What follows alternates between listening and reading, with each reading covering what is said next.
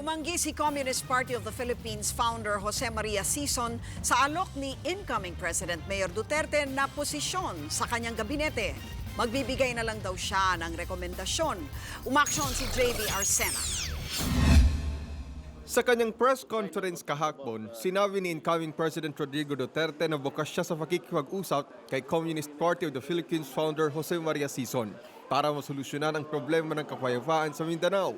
Kasabay nito ang alok na posisyon sa gabinete para sa mga rebeldeng komunista. There's cabinet positions I can offer you. For the communist? Yes. Pati yung MNLF at MI. Open ako sa DNR, DAR, agriculture, kasi kailang office with DAR.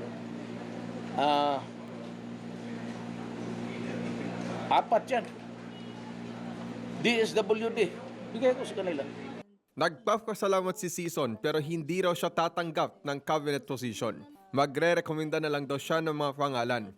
Kabilang sa mga cabinet post na inaalok ni Digong ay ang DENR, Department of Agrarian Reform, DSWD at Department of Labor and Employment. Pero nang tanungin si Sison kung sino ang gusto niyang irekomenda, ito ang sagot niya. Pag sasabihin ko ang pangalan ng magagaling, playag kinatawan ng CPP at NDF, magiging may konsekwensya na, na hindi makabubuti.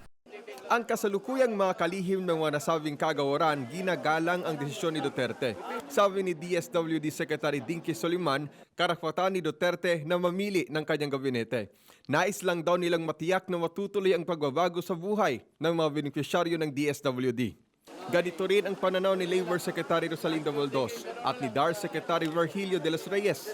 Prerogative ng presidente yun, di ba? So, ayoko naman pangunahan ng mali o tama yon kasi kanyang judgment yan. And I respect that. Pero ang mga empleyado ng DAR hiniling kay Duterte na timbanging mabuti ang kanyang desisyon.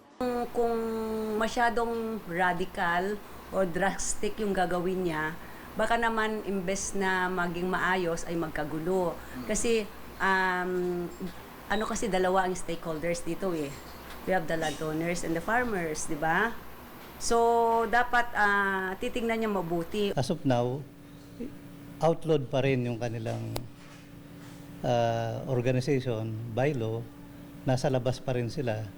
So ibig sabihin kung papasok sila rito, ayusin mo na yung process na yan para part na ng mainstream. Batid naman ng palasyo na karapatan ng susunod na Pangulo na pumili ng gabinete. Pero paalala nito, lahat ng appointee ay kailangang dumaan sa Commission on Appointments. Umaaksyon bilang Pilipino, JV Arsena, News 5. Be sure to come back. News 5 everywhere. Copyright 2016.